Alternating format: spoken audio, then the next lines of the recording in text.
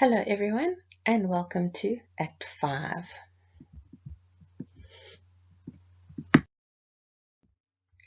Our setting today is in the palace of Theseus. When we enter the action at the beginning of Act 5, the weddings have already taken place. So Theseus and Hippolyta are married, as are Lysander and Hermia, and also Demetrius and Helena. And now we are at the wedding reception, the celebration of the marriages. And as part of the entertainment and the festivities, the rude mechanicals put on their play of Pyramus and Thisbe that we spoke about in the previous video. And after the mortals all go to bed, then the fairies come in and they bless the marriages. So let's listen to Act 5.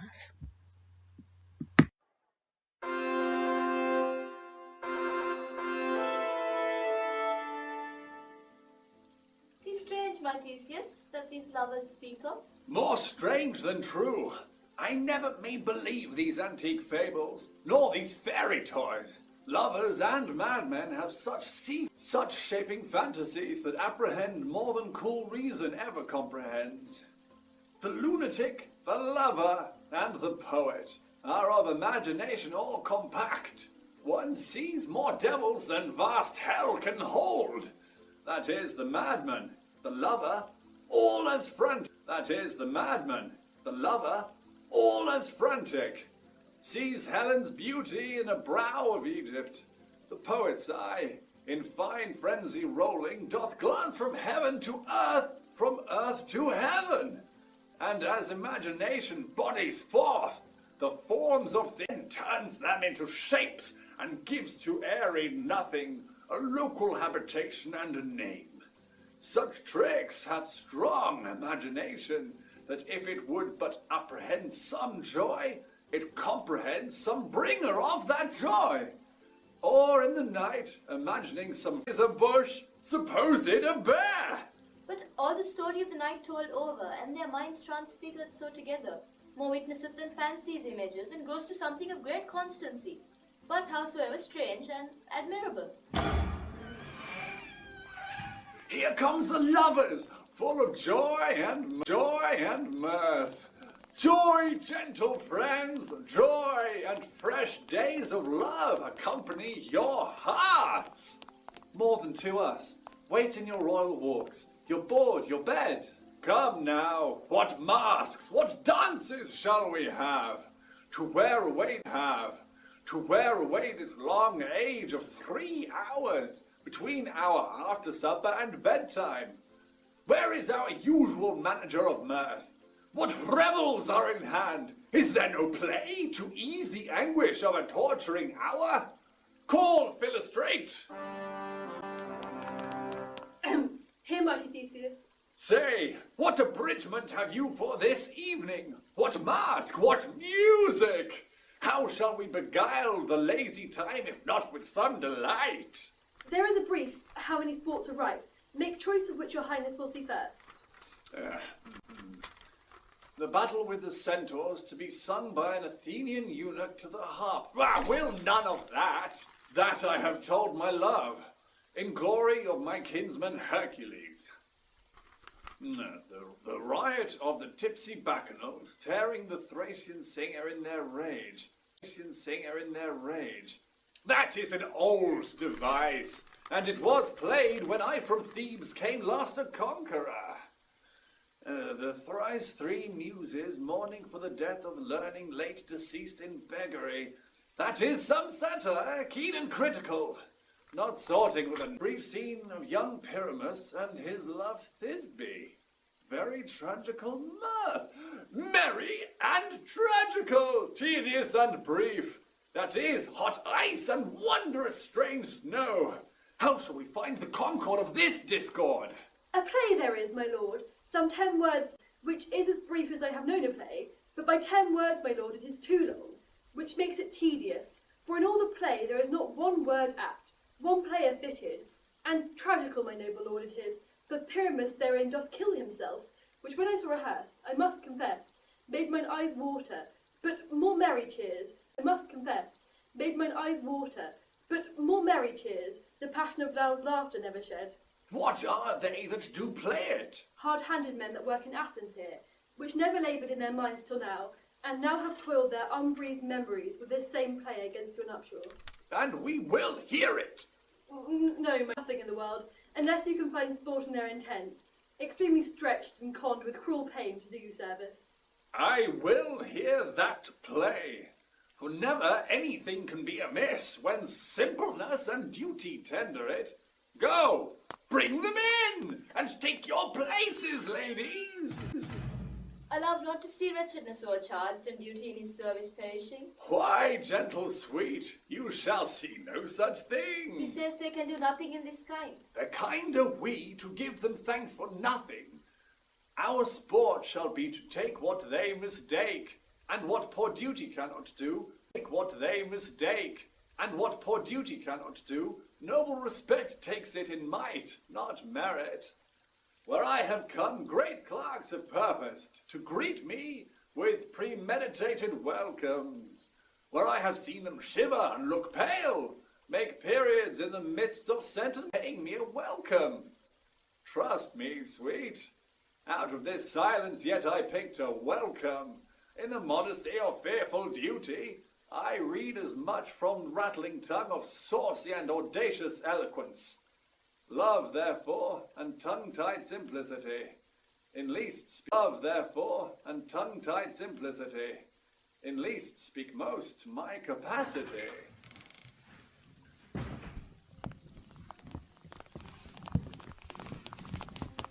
So please your grace, the prologue is addressed. Let him approach!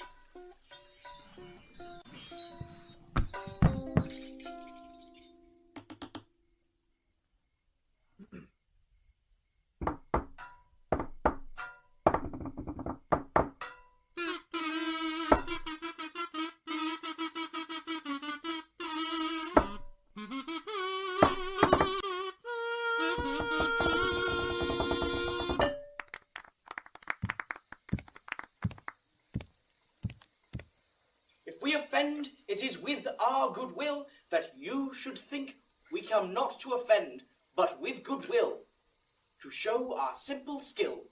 That is the true beginning of our end. Consider then, we come but in despite. We do not come as minding to contest you. Our true intent is, all for your delight, we are not here. That you should hear, repent you, the actors are at hand, and by their show you shall know that all the actors are at hand, and by their show you shall know that all you are like to know. This fellow doth not stand upon points. He hath read his prologue like a rough colt. He knows not the stop. The good moral, my lord, it is not enough to speak, but to speak true.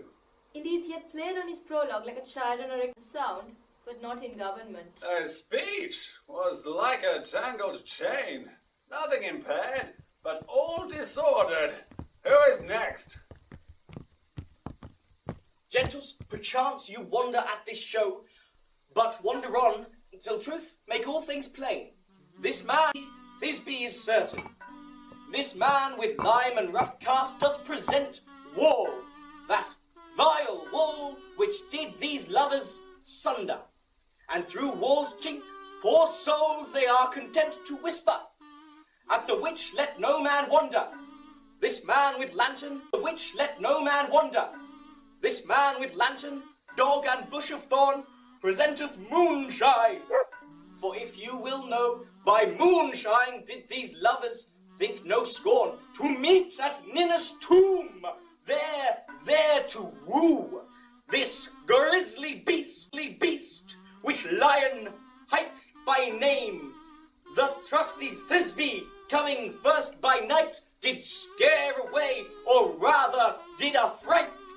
And as she fled, her mantle she did fall, which lion vile with bloody mouth did stain. And Pyramus, sweet youth and tall, and finds his trusty Thisbe's mantle slain, whereat with bloody blameful blade, he bravely broached his broiling bloody breast, and Thisbe towering in mulberry shade, his dagger tiger drew and died. Lion, moonshine, wall, and lovers twain at large discourse, while here they do remain. I wonder if the lion be to speak. No wonder, my lord. One lion may with many asses do. In the same interlude it doth befall that I one snout by name present a wall, and such a wall as I would have you think, that had in it a crannied hole or chink, through which the lovers Pyramus and Thisbe did whisper often very secretly. This loam, this rough cast, and this stone doth show that I in the same wall the truth is so, and this the cranny is right and sinister, through which the fearful lovers are to whisper. Would you desire lime and hair to speak better? It is the wittiest partition that ever I heard discourse, my lord. Pyramus draws near the wall. Silence! O grim-looked night! O night, which ever art when day is not! O night! O night! Alack! Alack! Alack! I fear my Thisbe's promise is forgot. And thou, O wall, O sweet, O lovely, O sweet, O lovely wall, that standst between her father's ground and mine. Thou wall, O sweet and lovely wall, show me thy chink to blink through with mine eye. Thanks, courteous wall. Jove shield thee well for this. But what see I? No Thisbe do I see. O wicked wall, through whom I see no bliss. Cursed be thus deceiving me. The wall, methinks, being sensible, should curse again. No, in truth, sir, he should not. Deceiving me is Thisbe's cue, and she is to enter now, and I am to spy her through the wall. You shall see. It will fall pat as I told you. Yonder she comes. Yonder she comes. O wall, full often hast thou heard my moans. For parting my fair Pyramus and me, my cherry lips have often kissed thy stones. Thy stones with lime and hair knit up in thee.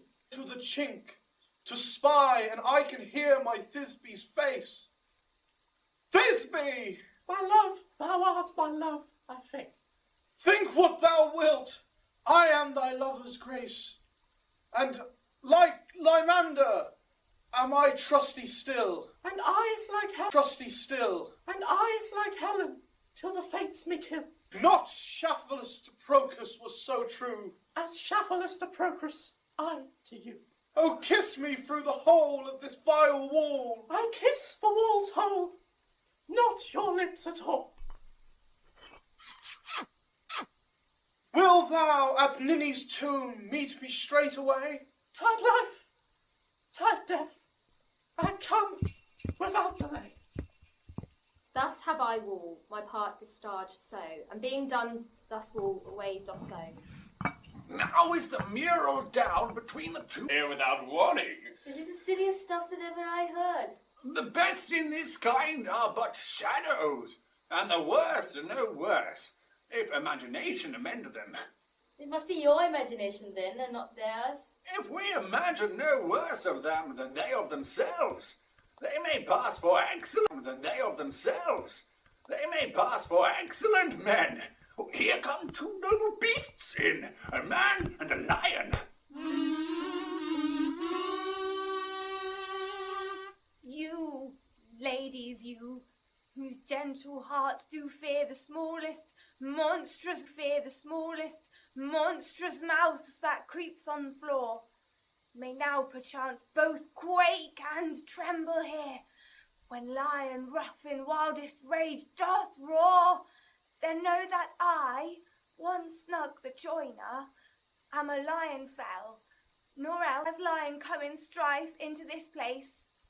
'Twere pity on my life. A very gentle beast, of a good conscience. The very best of the beast, my lord, that e'er I saw. This lion is a very fox for his valor. True, and a goose for his discretion.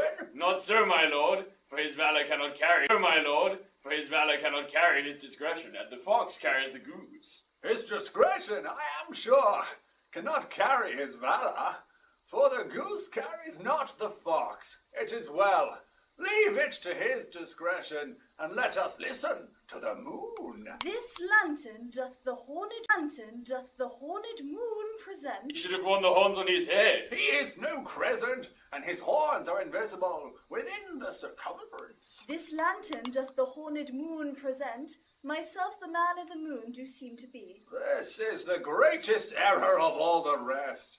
The man should be put into... He dares not come there for the candle, for you see it is already in snuff. I'm aweary of this moon. Would he would change. It appears by his small light of discretion that he is in the wane. But yet, in courtesy, in all reason, we must stay the time. Proceed, moon. Stay the time. Proceed, moon. All I have to say is to tell you that the lantern is the moon, I the man in the moon, this thorn bush my thorn bush, and this dog my dog. Why all these should be in the lantern, for all these are in the moon. But silence! Here comes Thisbe! Mrs. Holden, where is my love?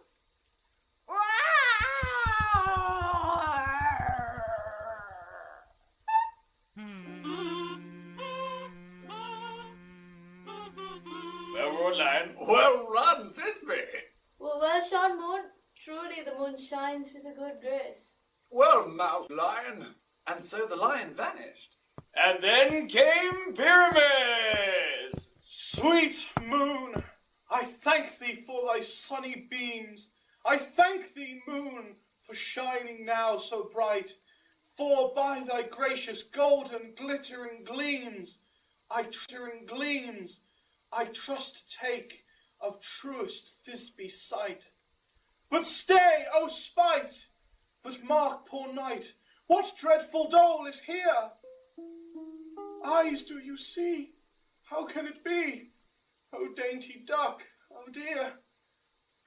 What stained with blood approach ye furies fell?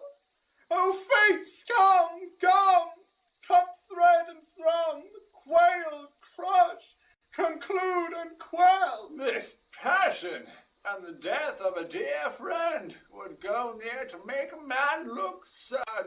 Beshrew my heart, but I pity the man. Oh, wherefore, nature, didst thou lion's frame?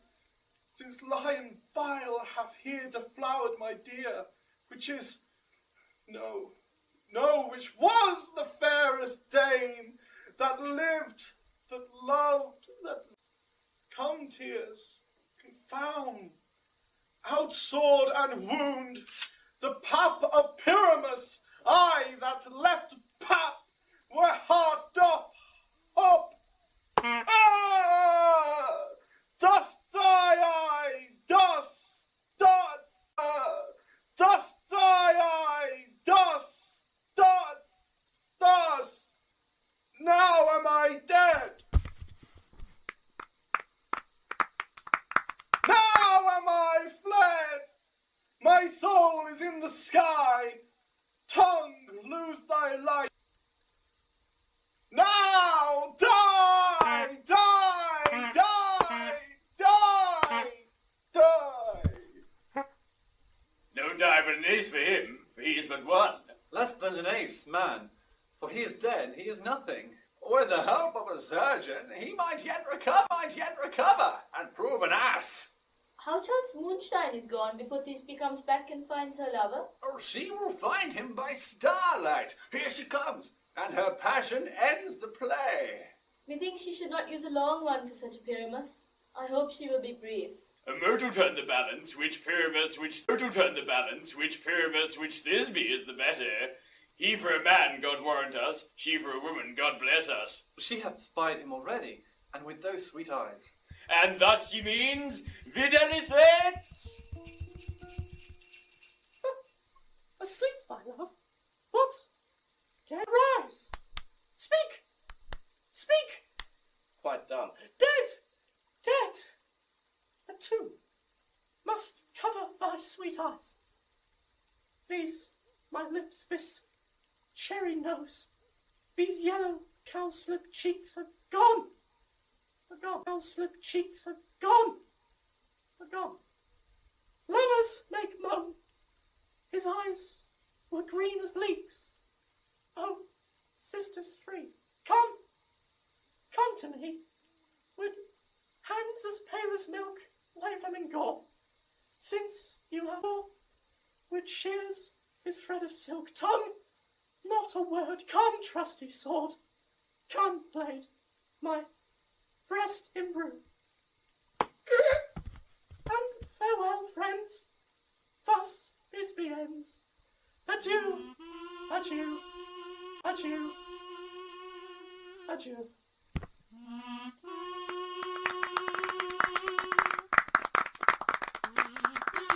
Moonshine and Lion are left to bury the dead. And wall too. No, I assure you.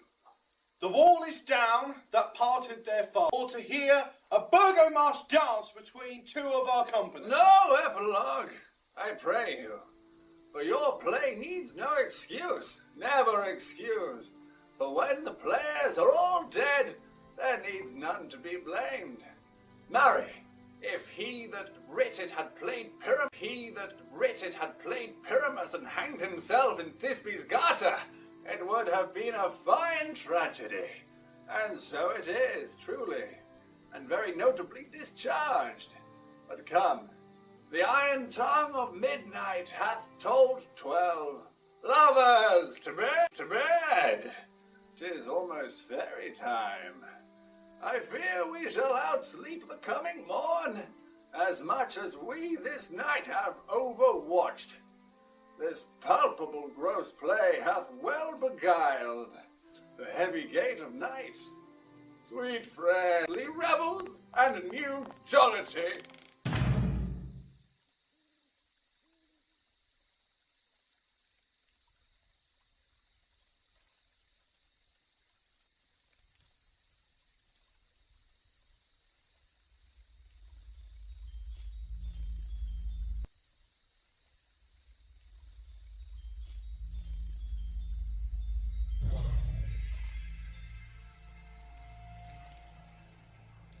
Now the hungry lion roars, and the wolf behowls the moon, whilst the heavy ploughman snores, all with weary task fordone. Now the wasted brands do glow, whilst the screech owl, screeching loud, puts the wretch that lies in woe in remembrance of a shroud. Now it is the time of night, which way parts the glide, and the wee fairies that do run by the triple Hecate's team, from the presence of the sun, following darkness like a dream, now are frolic. For the mouse shall disturb this hallowed house. I am sent with broom before, to sweep the dust behind the door. Through the house give gathering light, by the dead and drowsy fire. Every elf and fairy sprite hop as light as bird from briar. And this ditty, after me, sing, and dance it trippingly. First, rehearse your song by rote, to each word a warbling note, hand in hand with fairy grace, will we sing, and bless this place. This house each fairy stray, to the best bride bed will we, which by us shall blessed be, and the issue there create, ever shall be fortunate. So shall all the couples three, ever true in loving be, and the blots of nature's hand shall not in their issues stand, never mould, hair, lip, nor scar, nor mark prodigious, such as are despised in nativity, shall upon their children be. With this field dew consecrate, every fairy take his gate, and each several chamber bless through this palace with sweet peace, and the owner of it blessed ever shall in safety rest. Trip away, make no stay, meet me all by break of day.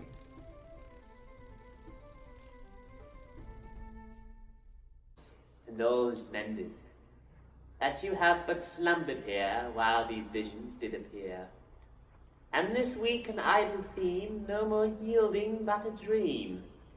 Gentles, do not reprehend. If you pardon, we will mend.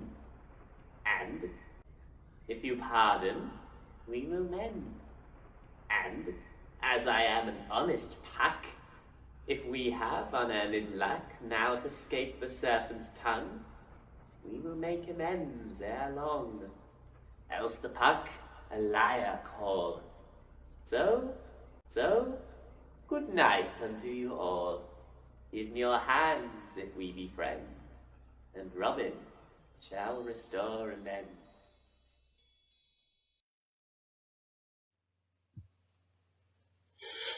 So, we have come to the end of the play.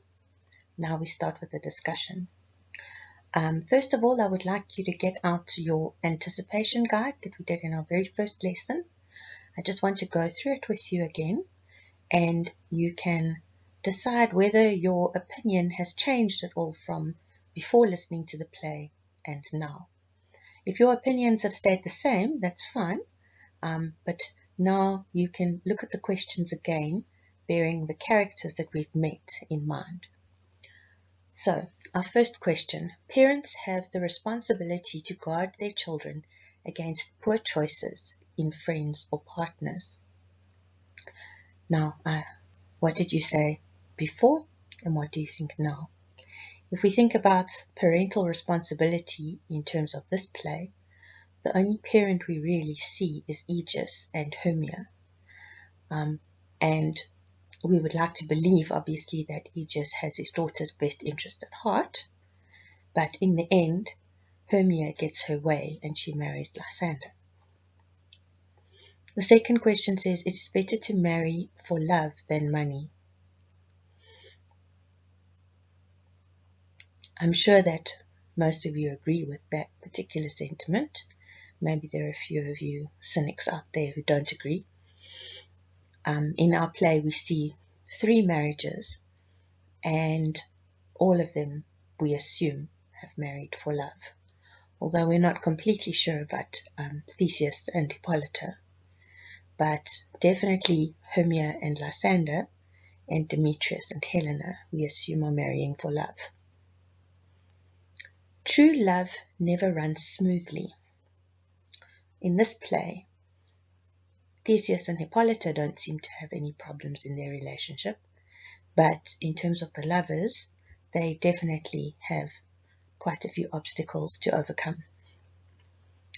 The next question is, if a child does not listen to a parent's demand, the child should be punished severely. Well, Hermia was facing the punishment of either being put to death or being sent to a convent if she refused to marry Demetrius. But in the end, she isn't punished and she gets to marry Lysander. So, make of it what you will. The next question says, people's emotions usually control how they act. We see this among the lovers particularly in the woods. In life, it's not a good idea to always live by your emotions. Sometimes it's necessary to use reason and to think things through before you act. And this is where we see the contrast between the way things work in Athens versus the way things work in the woods. In Athens, everything is orderly and everybody thinks through their decisions, whereas in the woods, there is magic and there's emotion, and we even see the fairies working according to emotion rather than according to reason. If we look at Oberon and Titania, many of their actions come out of a place of jealousy. So emotions are not always the best thing to use when we are trying to make decisions. They should come into it, but they shouldn't be the only factor. The next question, love is the most powerful emotion we feel. Think about that, whether you agree or whether you disagree. If you can't live with the rules, change your environment to accommodate what rules you prefer. I'd be very interested to see what some of your answers are for that question. We see Hermia changing the rules to suit herself in this play. She doesn't want to marry the person that her father has chosen for her, so she and Lysander run away into the woods, and they are planning to elope. But then, with all the experiences that they have in the woods, in the end, they come back to Athens and are married there. The next question is, parents act with the best interest of the child in mind. Here we have two examples to think about in this play. First of all, there is Aegeus and Hermia, and we know what happens with Aegeus and Hermia. Hermia runs away, and then when she comes back, she does get to marry Lysander, because Theseus overrules Aegeus. But we also have the situation with Oberon and Titania, who are fighting over the custody of the little boy. And even though that child is not their biological child, they still fulfill a parent role in that child's life. So I don't know that they are necessarily acting with the child's best interest in mind. So that's something to think about. All right, the next question. Females worry too much about looks and beauty. We see quite a lot when we first meet Helena. She talks a lot about her kind of fair versus Hermia's kind of fair. That the boys all seem to think that Hermia is very beautiful, and she is completely different to Helena. That the one is dark, the other one is light, the one is tall, the one is short. And she places quite a lot of emphasis on her looks. And maybe it shouldn't just be her looks that attracts Demetrius. That's something to think about. The next question, strong emotions can change the kind of people we are. I would have to agree with that statement. And think about examples from the play of who experiences strong emotions in this play.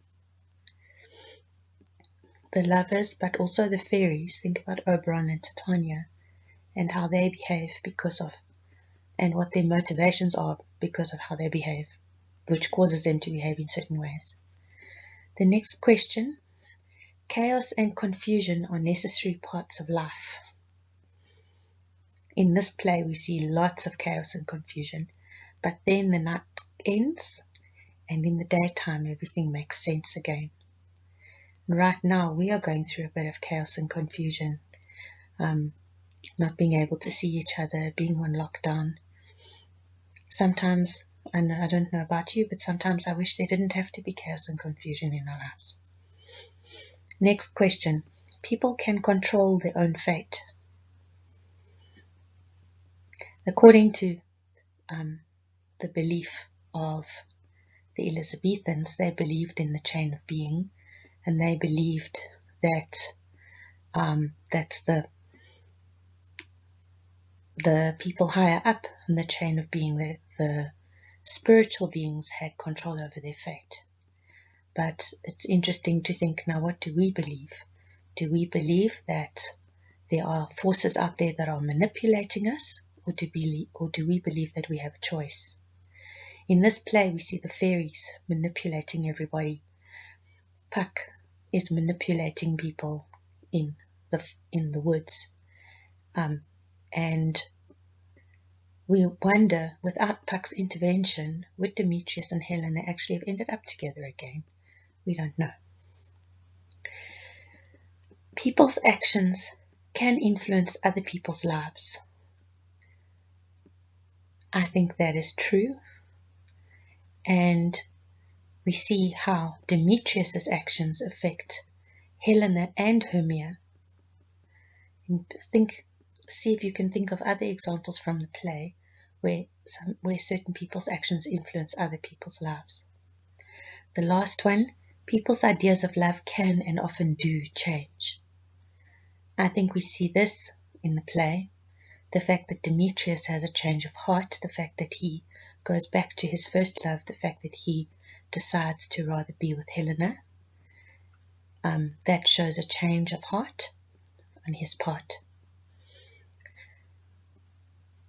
In our next video, we're going to start looking at the structure of the play, and we're going to be starting to look at some of the themes that come through, and I will see you again next time.